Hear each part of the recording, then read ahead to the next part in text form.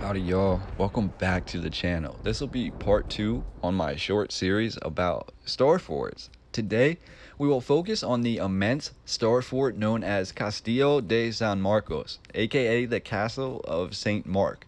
This is the earliest and oldest star fort in the United States of America, founded in St. Augustine, Florida, with a completed construction date given as 1695. However, according to various sources, this star fort was in construction for over 100 years before it was finally completed. In today's video, I'd like to briefly discuss the current narrative on Castillo de San Marcos, but my main focus will be on the accumulation of images of the star fort and the surrounding city, which I have found. These photographs will be the oldest known photographs of St. Augustine, Florida, from museums and private collections, which I believe will help illustrate just how intricate the masonry construction work was in this area pre-1700. According to historic accounts, in the year 1513, explorer Ponce de Leon, sailing for the Kingdom of Spain in search of the mystical island of Bimini and the Fountain of Youth, arrived in a land which was unknown, and he named La Florida, the name that was adapted to the Florida that we use today. Ponce de Leon's trip, however, was one of discovery and not of settlement. So within a few weeks of his arrival to the New World, Ponce de Leon departed back for Spain. And upon doing so, he actually discovered the Gulf Stream, and he used this strong northern current to help propel his trip back to Europe. Now, excuse my pun, but I'm going to try to streamline the narrative after this point. We're basically told that Spain had arrived to the New World and began to send explorers or settlers to lay claim to the vast lands of Florida. Now, at the same time, we're told other European nations basically caught wind of the New World and sent their forces to America to also lay claims to the land. Now, as years go by and we head into the 1600s, the British begin to encroach upon Spanish Florida, causing concern amongst the Floridians. Now, one source I read cites English buccaneer and overall pretty bad dude, Robert Surlees, coming to the city of St Augustine, Florida, and basically destroying it in 1668. Now, they say that this was the reason for the construction of the massive star fort, to protect against English buccaneers. Now, at the same time, another source cites Charleston, South Carolina, and the British forces that are occupied there and the fort that is built in Charleston, South Carolina, as the reason for the Spanish constructing the massive star fort of San Marcos. Basically, they saw the fort at Charleston and they decided they had to one-up them, or they decided they had to make a defensive structure, as they were sort of worried that the English were going to keep heading south and try to conquer Spanish Florida. Now, there are a few things I want to discuss before showing you a few excerpts I found from old history books about St. Augustine and Castillo de San Marcos. First, we are told Castillo de San Marcos and the better part of the city of St. Augustine in general are constructed out of a rare building material known simply as Coquina. Now, Coquina itself was an amalgamation of different things that could be found within the ocean and on the coastline. It's actually a very rare type of rock, and it's really interesting to me that Coquina is actually considered to be a type of rock, because once you find out how it is made or how it was discovered, how it is quarried and harvested, it's really interesting. Now, we have different sea snails, different ocean crustaceans, and things that maintain a shell. Now, apparently, when they're nearing their last days, they come back near the coastline, and this is where they pass away.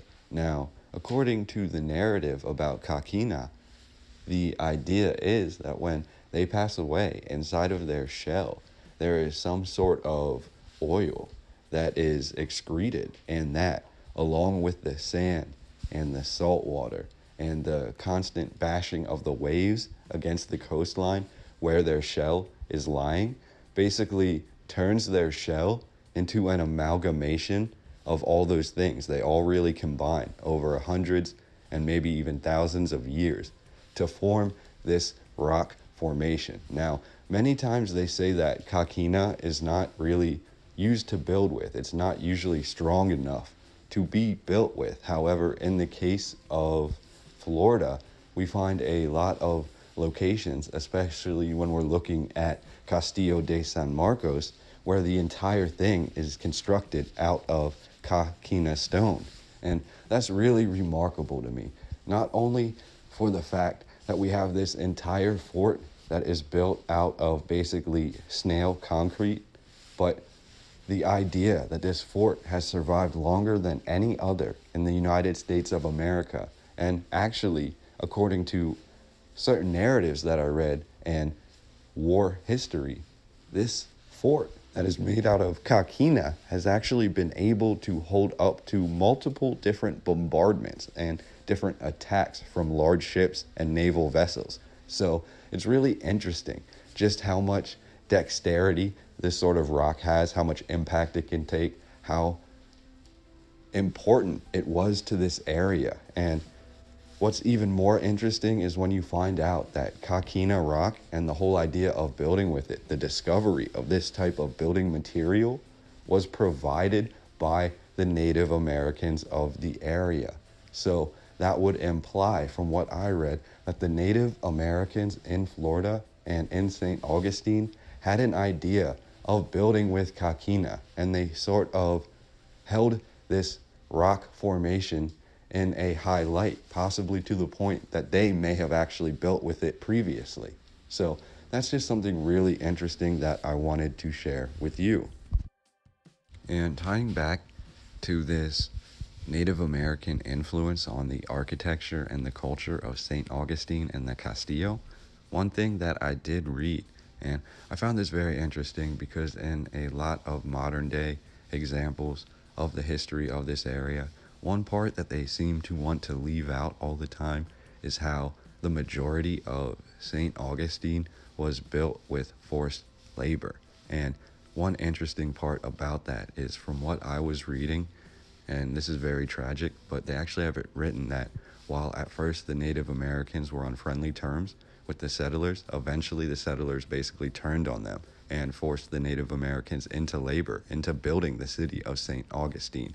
And while at that same time, they also say St. Augustine had a very Moorish influence, and a lot of Spanish Moors were also forced into labor in the St. Augustine area. So you can definitely see that sort of influence in this architecture. Now, some of the time, these Native Americans had a sort of agreement with the European settlers and would trade their work or their knowledge for other goods and services. But for the most part, and specifically in the case of Castillo de San Marcos, slave labor was used.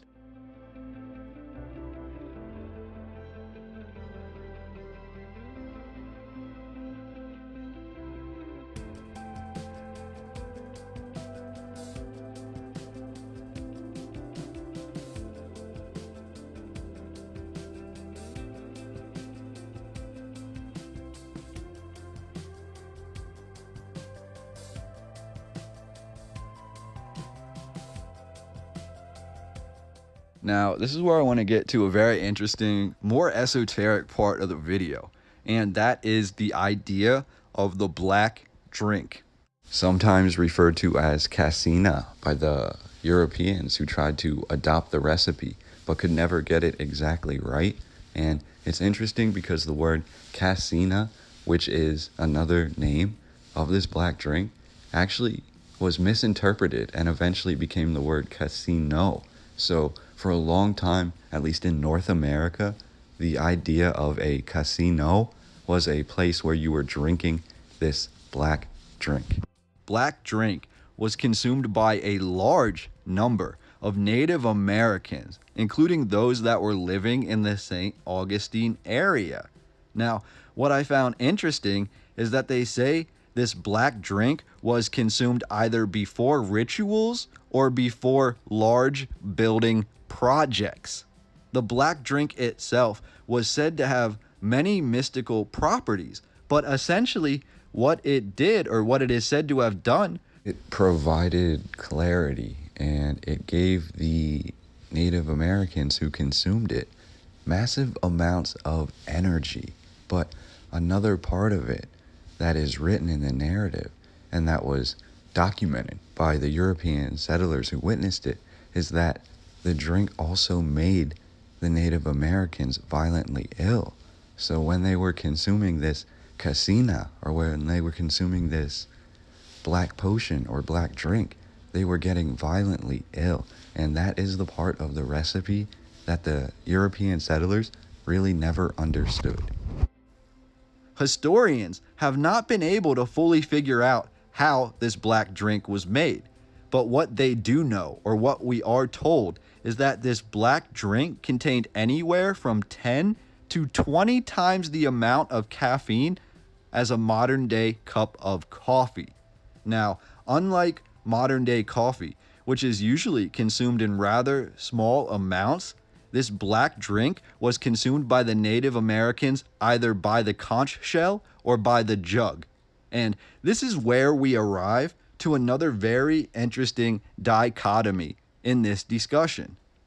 We are told that only one type of plant endemic to North America could produce caffeine. That is the holly plant. Now, as soon as I read that the holly plant had this abundant importance to the Native Americans, I instantly started making comparisons to holly, to Christmas time, to wise tales, to old world artwork that has all these depictions of holly and how close the word holly itself is to holy. I really found it interesting to understand that only two types of plant found in all of America could produce caffeine, and the Native Americans knew about this, and they are both plants of holly. Now, the natives themselves only used one type of this holly, and when I read the scientific name of this holly, you might be as taken back as I was. The scientific name for the holly plant used by the Native Americans to make black drink is Ilex vomitoria. I don't think I need to explain it to you, but Ilex vomitoria to me reads much like the words elixir and vomit. And alas, that seems to be exactly how this plant received its name. Now, the missing ingredient, so to speak, in the ancient black drink, or the ingredient historians haven't been able to identify, is apparently an ingredient that made the user upchuck. That's right. According to ancient native legends and passed on to the European settlers, the ancient Native Americans would consume the black drink only after the emetic ingredient was added. Emetic meaning an ingredient that causes you to regurgitate. So essentially, the natives would consume massive amounts of caffeine to the point of nearly becoming ill. However, once it began to take effect, the natives would have their systems cleansed by a secret ingredient that made them throw up. From here, the energized Native Americans would conduct hunts, ceremonies, and even elaborate mound or building construction. Now, what's interesting and sort of ties everything together here is that what the Native Americans used to drink the Cassina drink is the Coquina shell. And that's very interesting to me. Even modern day euphemisms can be tied back to the Native American drinking of the black drink. It is written upon one of the first encounters with natives of Florida, and being offered the black drink, European settlers witnessed a pecking order of sorts in distribution of the drink. First, the leader or chief, the most important person, would fill their shell or conch, which was the largest and most elaborate of the shells or conches, with the black drink. Then, in a process that we still see mirrored today, the chief would pour out the very first sip of the black drink onto the ground for his dead family members and ancestors as an appeasement to the gods. Then he would take a drink. Next, the next most important person would have their shell or conch filled, and the process would continue until everyone had their fill. This sort of focus on social status and social structure really paints a picture of just how advanced and civilized the Native Americans of the St. Augustine area really were.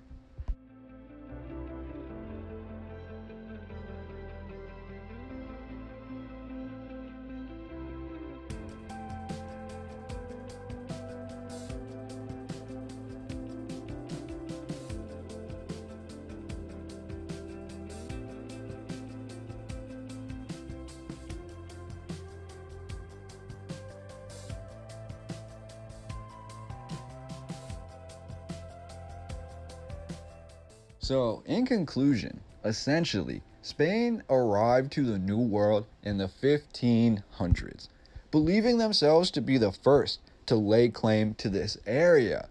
In Florida, Spain discovers the vast territory of the Floridian Native American, and by all accounts, the Spanish inherit new building techniques and building materials from these Native Americans. At first, the relationship between the two groups is modest, but soon it begins to deteriorate. And at the same time, the Spanish also begin facing threats from other European nations laying claim to the land of America. For this reason, the Spanish employ not only the use of forced native labor, but also the use of forced black drink to aid in the creation of massive building projects.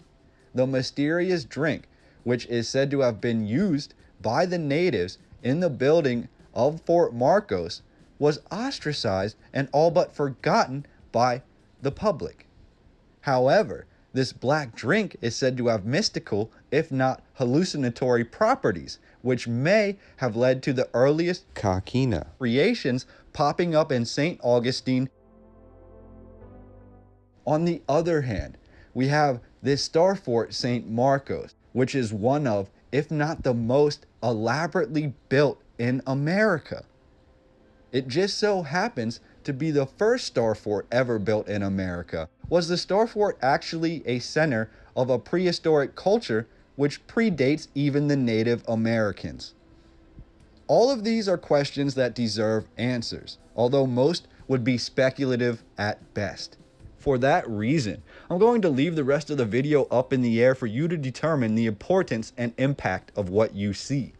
We are going to focus in the remainder of this video on the Coquina built structures all throughout St. Augustine, Florida, built beginning in the 1500s and ending just before proper photography in the early 1800s. So all of these structures are said to be built in that time period. We are told this city never had a population that exceeded more than a few thousand, yet this small population is said to have constructed castles, retaining and seawalls, and built an infrastructure entirely out of a seashell concrete that was quarried from an adjacent island. If that narrative doesn't sound the least bit suspect to you, let us now take a look at these remaining photographs I have located of St. Augustine, Florida.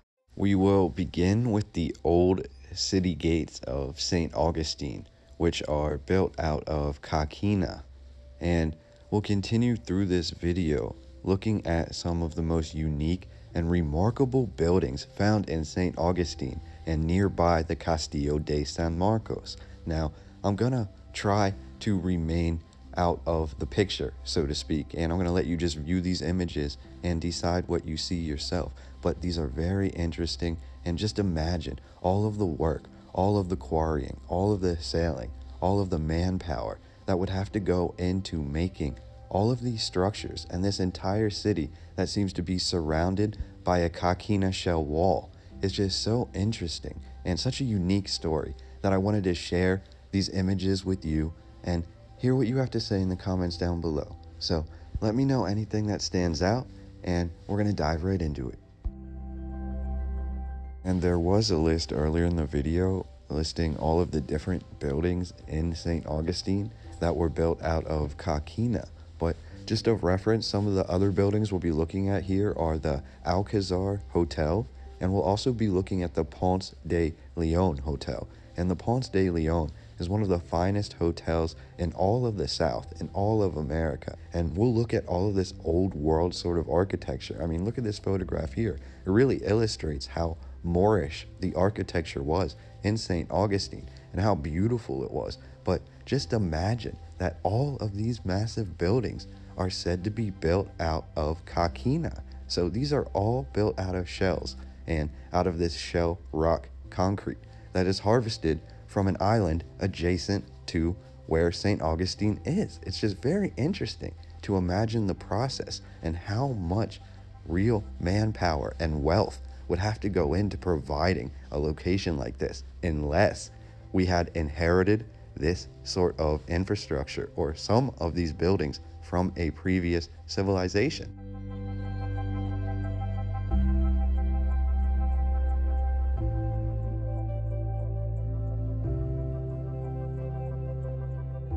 What we're told is we have a man by the name of Flagler who went around and designed and basically funded the construction for these amazing Moorish architecture buildings. And when we look into the labor and things like that, the history becomes very convoluted. But we do have historical accounts that will point to different sorts of influences being very important in St. Augustine and in this construction. So hopefully you enjoy these images.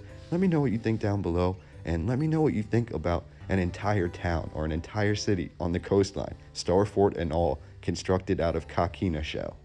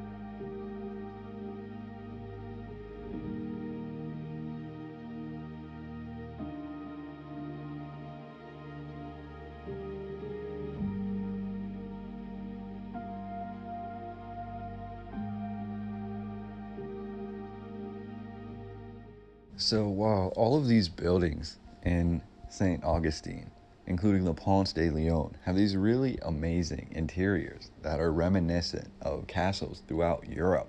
One thing that we find with the exteriors of these buildings, and they do attribute this to the idea that these buildings were all designed by a handful of men, and they were all built in the Spanish Revival architecture style. But we see this Moorish architecture all throughout this land, and it's just interesting to me to look through these images and understand all the different sort of unique narratives that have to be put together for this to be possible. Not only are we inheriting, so to speak, the building ideas or the usage of Coquina.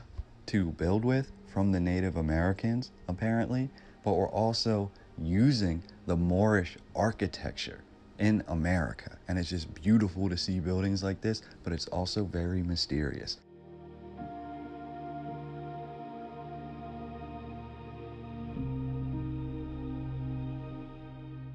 So I always try to take this old world history, the current narrative history that we're given, with a grain of salt.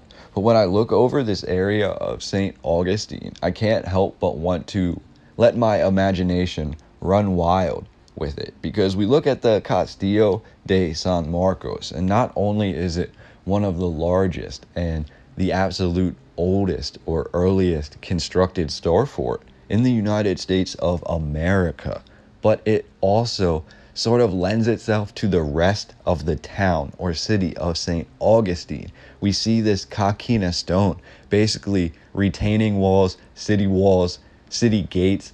The entire city at one point was fortified, and we can only imagine how large this fortification at St. Augustine really was, because when we look at Fort Marion or the Castillo de San Marcos, we're taken back by the history and by the age and by the purpose, and we're told how it survived multiple battles and things like that. But what we don't look at is how the same construction that went into the Castillo de San Marcos really overlaps into the rest of the architecture in the city of St. Augustine, almost like it was one larger superstructure. So if you want to focus on star forts and then possibly having a different purpose than just being defensive, this would be a perfect place to start.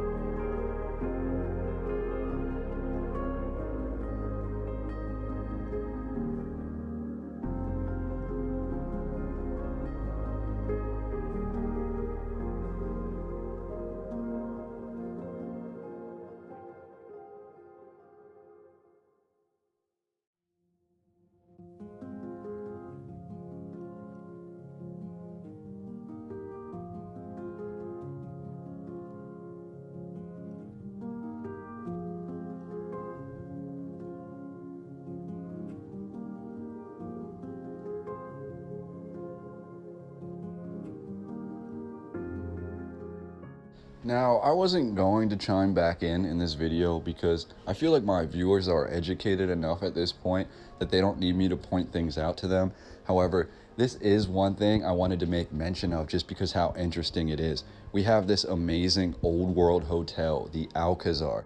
One thing in the Alcazar that it had is this sort of aqueduct that was built right into the building. And the person who ran this hotel, so to speak, apparently turned this aqueduct and this whole finished area, this whole stone masonry built area that looks like a dining room today, he turned it into an indoor swimming pool. And it's one of the most elaborate and fine swimming pools I've ever seen. It straight up looks like something out of ancient Rome, and it's absolutely glorious. And I really had never seen anything like it before. I've seen the indoor pools, the sutro baths before, but this is something that really appears like the architecture itself was repurposed, and I found it to be fascinating.